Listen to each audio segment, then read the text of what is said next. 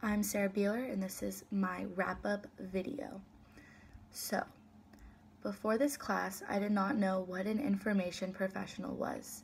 However, in one of the first class lectures, we discussed how it is someone who stores, organizes, and retrieves information almost exactly like how librarians do. They use their skills to retrieve the right information and give it to the right person in the right way.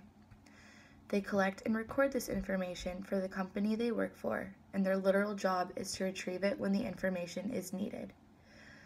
I know now that there is more to this job than that. Information professionals are not just limited to librarians.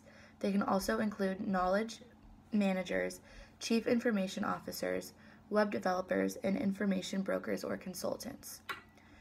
Information professionals also require certain skills: word processing, spreadsheet use, internet searching, databases, content management systems, and specially designed programs are all IT skills that an individual will need to possess.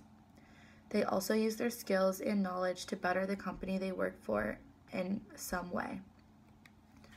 Some of the roles that an information professional might need are developing and maintaining a portfolio of cost-efficient, client-valued information services that are aligned with a strategic direction of the organization and client group, building a dynamic collection of information resources based on a deep understanding of clients' information needs, gathering evidence to support decisions about the development of new services and products, maintaining current awareness of emerging technologies, assessing and communicating the value of the information organization, including information services, products, and policies to senior management and client groups,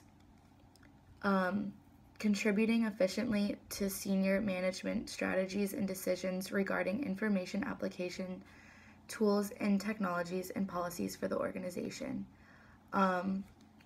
I know now so much more about the certain types of information professionals there are. For example, I just did a research project on information brokers. Information brokers collect data about you and sell it to companies such as Facebook and Amazon. This is why what you searched or viewed on the internet will pop up as ads on your Facebook an hour later. Companies have people that literally just sit there and store data about you.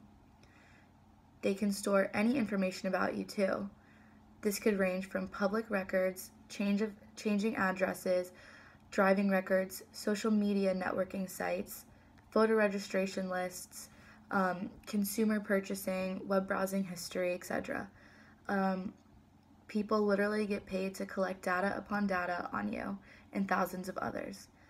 Brokers then sell this information to big companies that will target and attack you with ads. They can also sell your data to government agencies such as the FBI. So look out.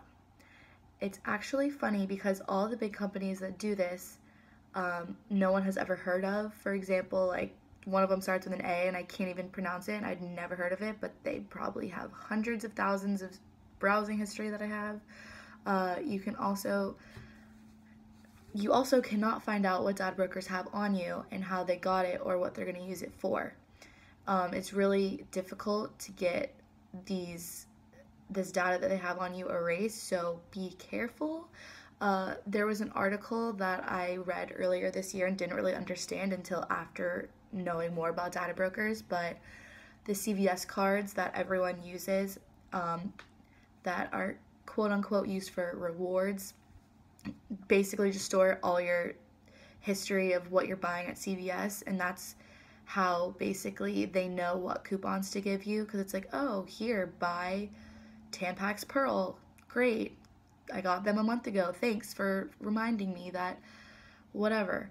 And CVS could potentially sell this information to, let's say, like Target or Amazon, and they could just, whatever, have any information they want on you. So the thing that I read was basically saying how a girl went and bought a pregnancy test from store A, and then store B was like, hey, let's give you an ad for, let's say, this book, What to Expect When You're Expecting. And it's like, okay, maybe I don't want that. Maybe it came out negative. Who knows? But that has been a serious issue, and privacy laws and all that kind of stuff is just, there's a lot of loopholes to that. But basically, compared to my last video, there were different questions. This one kind of just focused more on information professionals, but compared to my last video, I would say I still have to agree with pretty much everything that I said. I would just kind of add on to that information. And I also completely still agree with my last video saying that I definitely surround myself with social media and technology. My information still comes from the internet or classroom mostly. And lastly, I still agree that information does indeed really affect my behavior.